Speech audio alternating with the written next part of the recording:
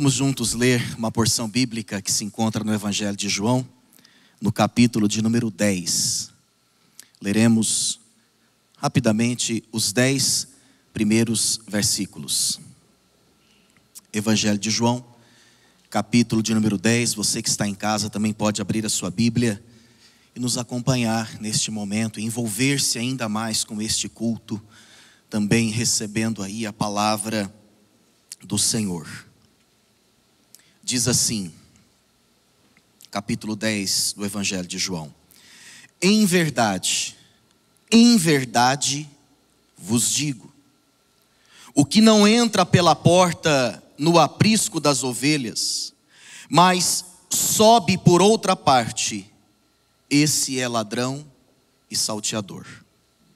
Aquele, porém, que entra pela porta, esse é o pastor das ovelhas.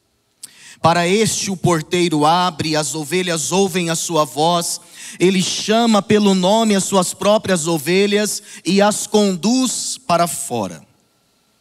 Depois de fazer sair todas as que lhe pertencem, vai adiante delas e elas o seguem, porque lhe reconhecem a voz. Mas de modo nenhum seguirão o estranho, antes fugirão dele, porque não conhecem a voz dos estranhos. Jesus lhes propôs esta parábola, mas eles não compreenderam o sentido daquilo que lhes falava. Jesus, pois, lhes afirmou de novo: em verdade vos digo, eu sou a porta das ovelhas. Todos quantos vieram antes de mim são ladrões e salteadores, mas as ovelhas não lhes deram ouvido. Eu sou a porta. Se alguém entrar por mim, será salvo. Entrará, sairá e achará pastagem. Vamos juntos ler o verso 10. O ladrão vem somente para roubar, matar e destruir. Eu vim para que tenham vida e a tenham em abundância. O homem desempregado, que não tem conseguido nesses tempos de pandemia suprir como queria as necessidades de sua família, ele pergunta em seu coração: o que é vida abundante? Aquela mulher que também nestes tempos não consegue dar conta sequer da sua higiene pessoal, se entregou, não se cuida mais, foi dominada por uma depressão terrível, não consegue sair de casa por medo da Covid-19 ou por tantos outros sentimentos doentios que cultiva. Esta mulher também pergunta em seu coração: o que é a vida abundante? O jovem, que por sua vez tenta, quem sabe, fugir das grandes preocupações, numa vida dissoluta, desregrada, numa vida fútil, quem sabe regada a prazeres, a prostituição, dominada pelos vícios, horas após seus momentos de prazer, diante de um efeito rebote terrível de tristeza, ele também se pergunta: o que é a vida abundante? Muitos cristãos, não apenas ímpios, têm feito esta pergunta. Quantas famílias religiosas vivem verdadeiros tormentos? Quantos homens protagonizando cenas de violência contra seus filhos? Mulheres sendo escravizadas, sequestradas dentro de suas próprias casas? Mesmo famílias religiosas também se perguntam o que é a vida abundante. Será possível mesmo viver isto que diz o verso 10 de João 10? Eu vim para que tenham vida e a tenham com abundância. Irmãos e irmãs, todas essas indagações nos fazem pensar no seguinte título: vida abundante de verdade, só Jesus pode dar. Nós estamos diante do Evangelho da verdade, não que os outros sejam de mentira, mas o evangelista João, apóstolo amado, ele faz questão de, nas suas palavras, repetir o termo verdade, não só do original grego amém, mas também a palavra aletheia, que, por exemplo, aparece no Evangelho de João capítulo 4, em espírito e em verdade. Está aí um nome bonito para você conceder à sua filha, Aletheia. Você conhece alguma Aletheia ou não? Tem várias pessoas com este nome. Do original grego significa verdade. Esta expressão, em verdade e em verdade vos digo, ela aparece 25 vezes apenas no Evangelho de João. Aparece praticamente outras 70 vezes em todo o Novo Testamento. E aparece pouquíssimas vezes no Antigo Testamento, para você observar como o evangelista João, ele está preocupado em falar acerca da verdade. E por conseguinte, de uma vida verdadeira. Daí o nosso título, vida abundante de verdade, só Jesus pode dar. Sabe, irmãos e irmãs, nós precisamos mergulhar na vida e no ministério de Jesus, na forma como Jesus viveu a sua vida enquanto aqui esteve, como filho, unigênito, primogênito de Deus, como verbo encarnado, e precisamos aprender com ele a viver. A verdadeira religião deve nos fazer olhar para Cristo e extrair dele a beleza da vida. Quando nós observamos o Evangelho de João, eu quero citar alguns textos aqui a partir do capítulo que lemos. Nós, por certo, aprendemos o que significa viver abundantemente. O que vem a ser uma vida cristã de verdade, porque toda vida cristã de verdade é plena, é abundante, é profunda, ela aponta para além de si mesmo. O indivíduo, ele consegue viver na perspectiva da eternidade. Tudo isso encontramos como conselhos da palavra para entendermos o que vem a ser uma vida plena, uma vida abundante de verdade. E em primeiro lugar, precisamos aprender com Jesus sobre a sua humildade. A vida plena, ela passa sobre a humanidade humilde de Jesus. O Evangelho, ele começa com as seguintes palavras. Capítulo 1, verso 14. E o verbo se fez carne e habitou entre nós e vimos a sua glória. A humildade condescendente de Cristo, falaremos sobre isso na próxima série Filipenses para você, que estamos gravando.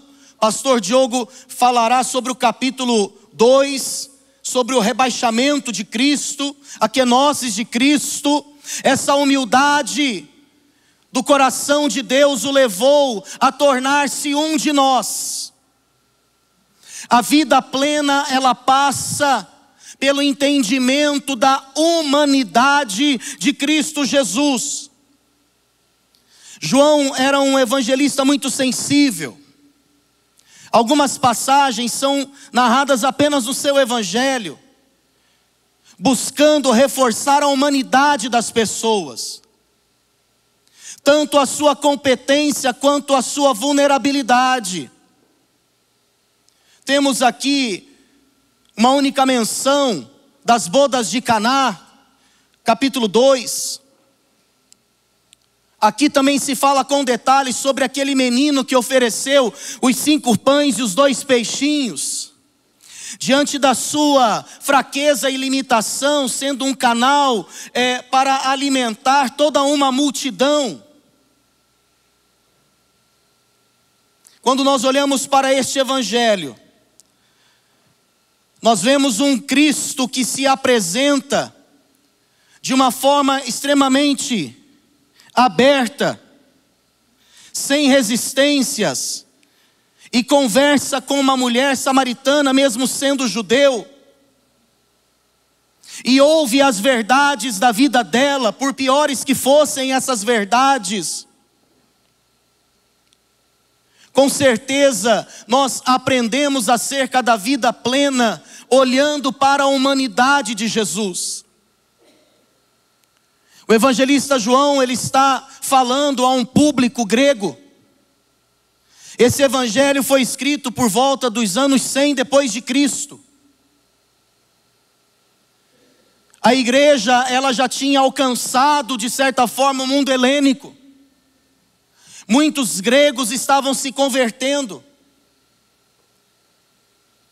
E na cabeça de um grego, era difícil conceber a ideia de um Deus que habitasse, que assumisse uma forma humana. Porque os gregos acreditavam que o mundo real era um mundo invisível. E que o mundo da matéria era simplesmente uma sombra dessa realidade maior. Deus era descrito no mundo grego a partir de termos metafísicos. Não simplesmente a partir de palavras que o identificassem com aquilo que fosse humano, aquilo que fosse matéria. O gnosticismo era uma corrente filosófica que pregava muito isso. O mundo invisível como sendo uma manifestação do bem. E tudo aquilo que era matéria, de alguma forma, representava o mal. Então o evangelista João, ele tem uma preocupação muito grande aqui, de combater esta heresia que de alguma forma também assolava a igreja. É por isso que no seu evangelho ele mostra Jesus como um sinal, Jesus como uma porta que se abre para a eternidade. Ele está entre nós, Ele é o Filho de Deus, Ele é o Filho do homem. Nós vemos aqui tantas palavras de Jesus endossando o seu caráter, dizendo quem Ele é. Por quê? Porque a sua autoridade messiânica, salvífica, precisava ser reverberada a esta comunidade grega. O Jesus humano, mas ao mesmo tempo tão divino, precisava ser apresentado a essas pessoas. Pastor, mas por que você está falando tudo isso? Porque há um poder no reconhecimento da humanidade de Jesus. Porque a verdadeira espiritualidade, ela passa pelo reconhecimento da nossa humanidade. Quanto mais humanos, mais espirituais. Quanto mais humanos, mais conectados com a dor humana.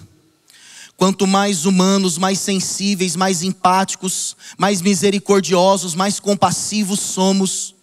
Quanto mais humanos, mais tolerantes somos com as nossas próprias faltas. Quanto mais humanos, mais conseguimos reconhecer o poder da vulnerabilidade. Quanto mais humanos, mais assinamos o nosso atestado de incompetência diante dos desafios da vida, e mais conseguimos transferir as nossas preocupações para o colo daquele que tudo pode resolver.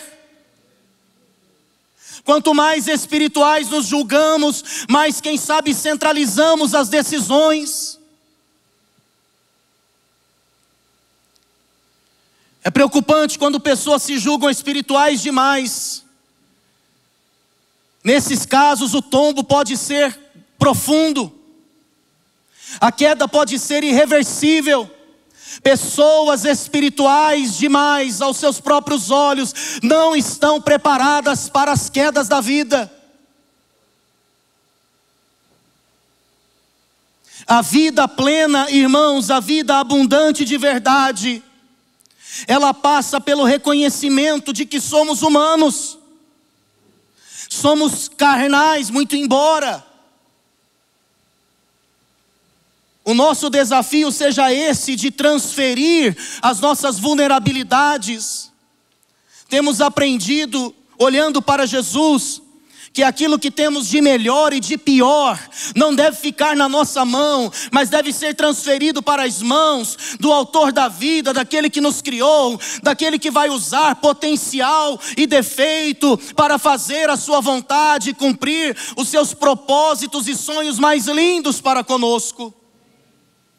Essa não é uma mensagem para endeusar o sofrimento humano, muito menos para pedir que você segure as suas fraquezas nas suas mãos.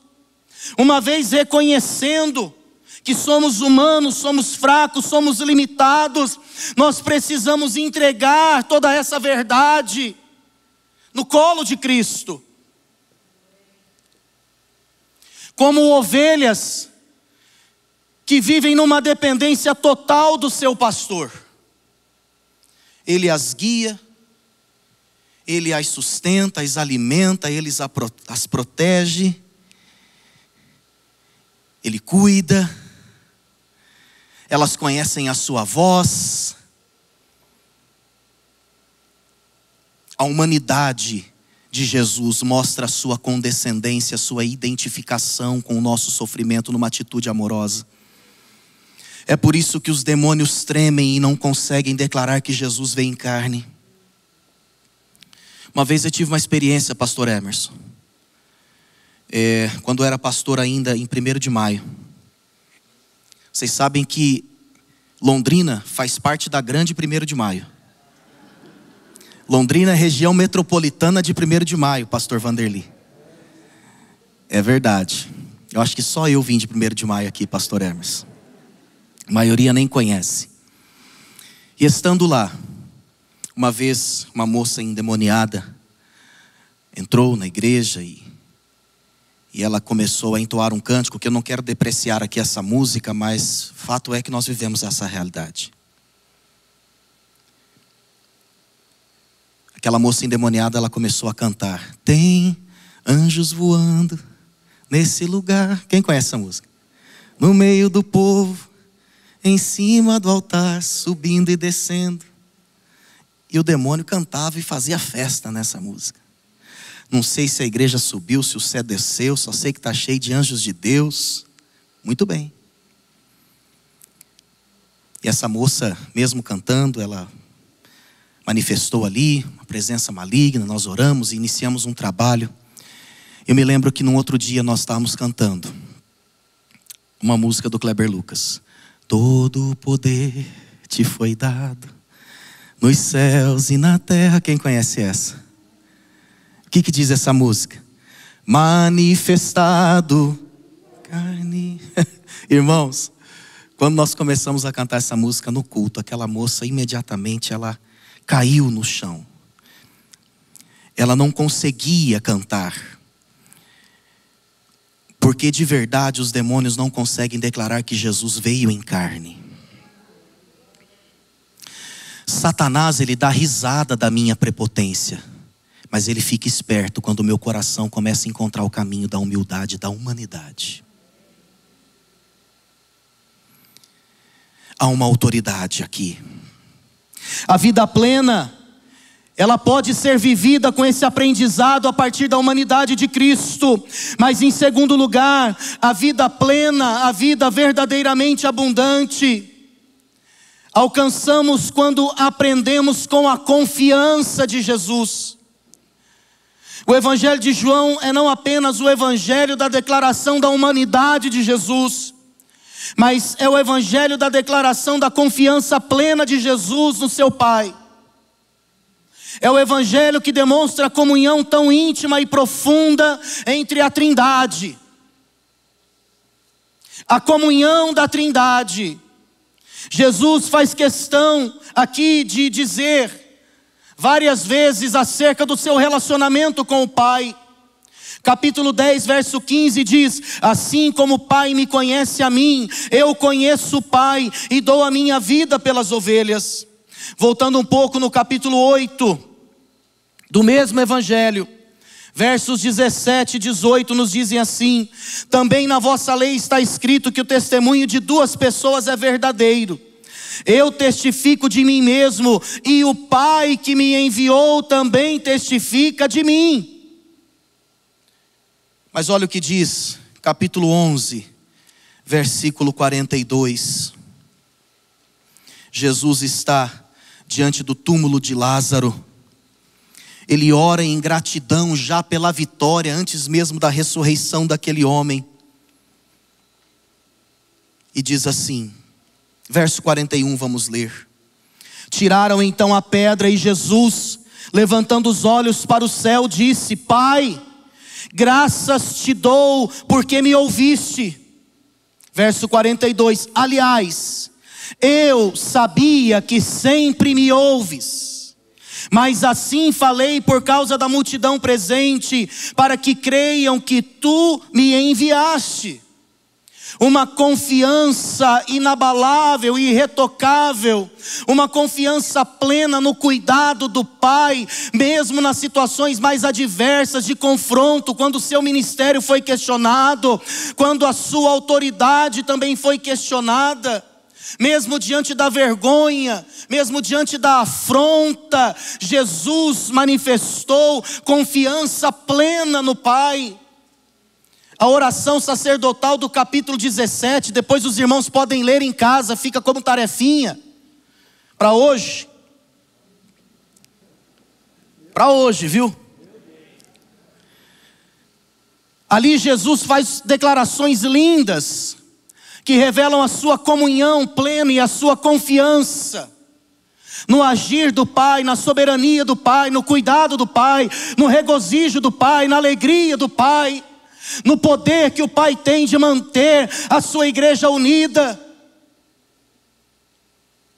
na segurança maravilhosa que todos temos nele, como cantamos nesta manhã.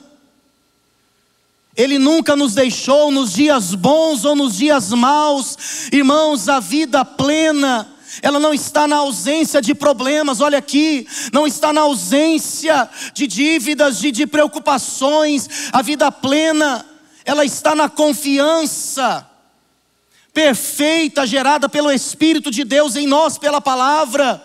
Essa confiança que é direcionada a Cristo Jesus, que é direcionada ao Pai, ao Filho, ao Espírito Santo. Quando nós olhamos para a vida de Jesus, nós vemos que a sua vida era plena, não pela ausência de problemas, mas pela confiança, uma confiança perfeita. Pastor, como falar de confiança perfeita diante de uma fé tão pequena que temos? Como atingir essa confiança, pastor? É na dependência. É justamente no reconhecimento da nossa incredulidade, da nossa fraqueza. É justamente nesse pedido para que a luz do mundo ilumine as trevas da nossa ansiedade, da nossa dúvida. Quando nós reconhecemos isso, nós somos empoderados por um dom que vem de Deus, que a Bíblia chama de fé. Você deseja isso nessa manhã? Para encerrar essa palavra, quero convidar a equipe de louvor para estar aqui. Essa vida verdadeiramente abundante, que passa pelo reconhecimento da humanidade de Cristo, que passa pelo reconhecimento da sua confiança plena no Pai. Esta vida abundante, ela também nos leva a aprender com a perseverança de Jesus. Jesus não desistia de pessoas. E há algumas razões para isso. Jesus, ele não desistia de pessoas porque havia, e na verdade ainda há, um poder no seu chamado. Ele não erra quando chama. Ele não desperdiça óleo quando nos unge. Tudo ele faz dentro de um propósito eterno. A sua presença aqui não é um erro. Ninguém veio para cá de curioso. Você está aqui porque ele te chamou. E se alguém ainda não está, é porque não chegou o tempo. Porque quando chega o tempo, irmãos, nem o inferno pode impedir o chamado que Deus tem para uma pessoa. O seu Shed, no seu livro Chamado e os Dons do Espírito Santo, ele diz isso: que o chamado de Jesus, ao mesmo tempo em que é convidativo, é convocativo. Jesus, ao mesmo tempo em que convidava, esse convite era tão forte, era um convite que atraía tanto as pessoas,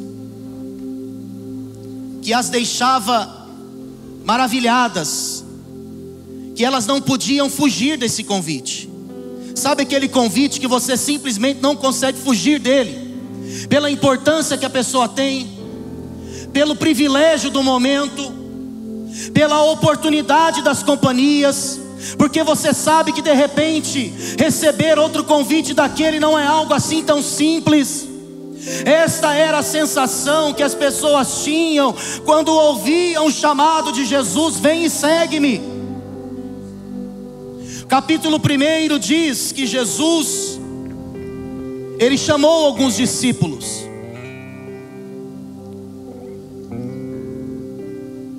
E o texto diz a partir do verso 40 que André foi chamado junto com seu irmão Pedro, Cefas. Jesus não desiste de pessoas. Quando nós olhamos para a história de Pedro ao longo do evangelho ou dos evangelhos, se nós formos observar apenas o evangelho de João, Pedro ele começa ainda muito impulsivo.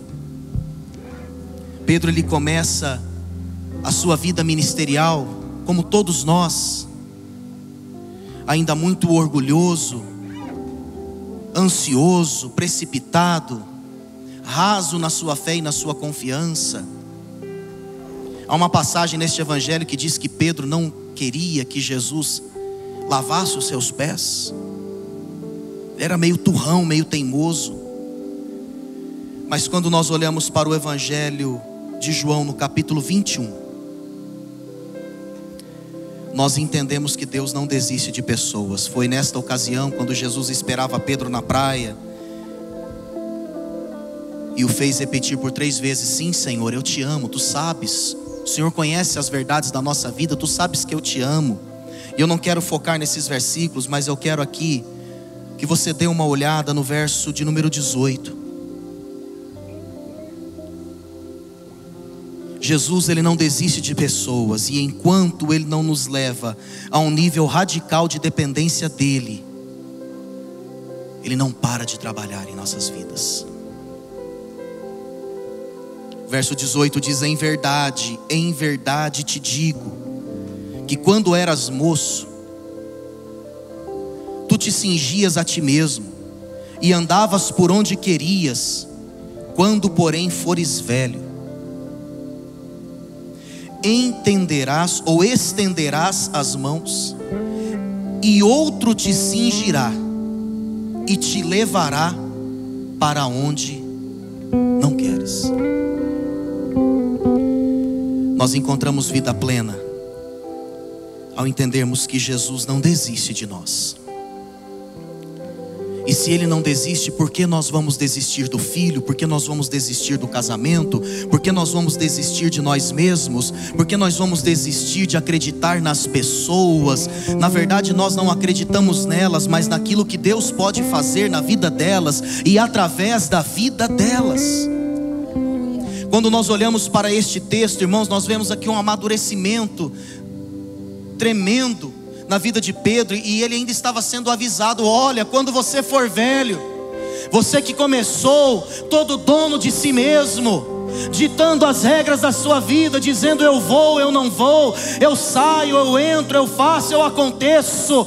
Por isso que a vida cristã, irmãos, é uma desconstrução daquilo que nós somos, ou daquilo que esta vida nos tornou, para que possamos encontrar aquilo que a eternidade decidiu a nosso respeito.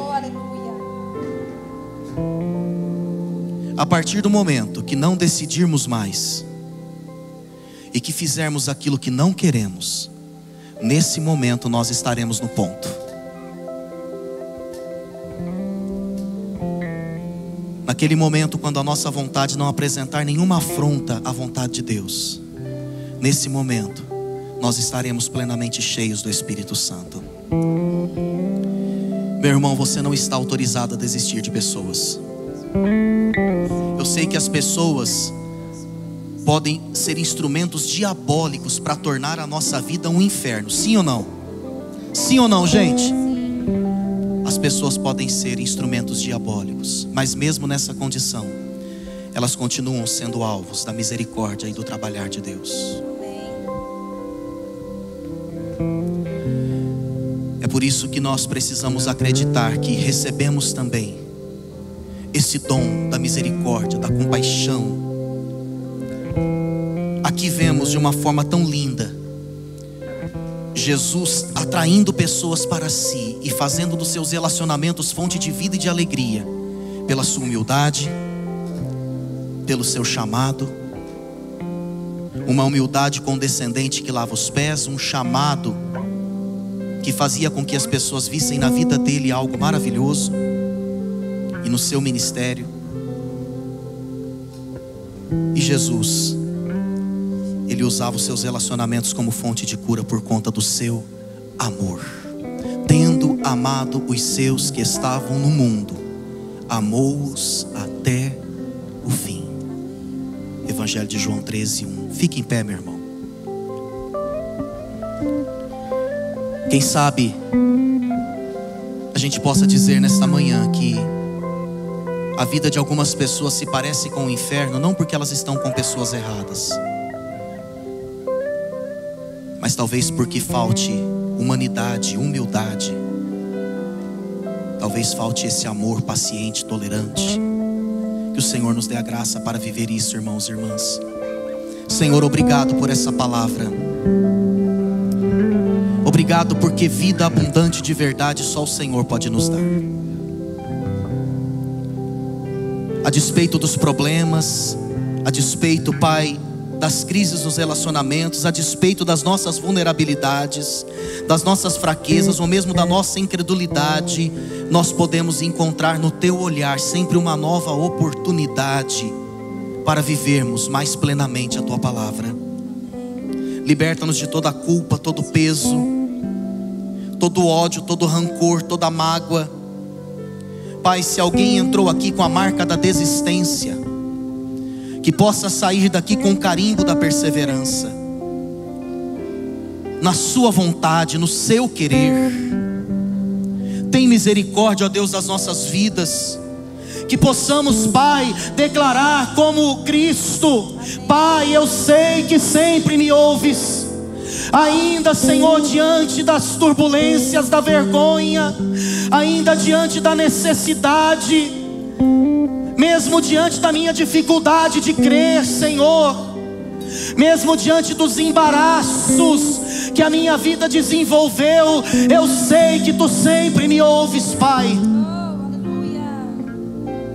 E que esta certeza, meu Deus, possa fazer esse meu irmão se levantar nesta crise e descobrir esta vida abundante, graciosa, leve, plena, que só Tu tens para nos dar, mesmo no meio desta pandemia. Esta realidade que as drogas não podem dar, o sexo não pode dar, o dinheiro não pode dar, nem mesmo a saúde. Tem misericórdia do Teu povo e da Tua igreja, que essa igreja, meu Deus, possa ser conhecida como uma igreja cuja vida é abundante, uma igreja que leva as pessoas, assim como Filipe levou Natanael, a uma vida abundante. é a nossa oração, no nome precioso e poderoso de Jesus. Amém e amém.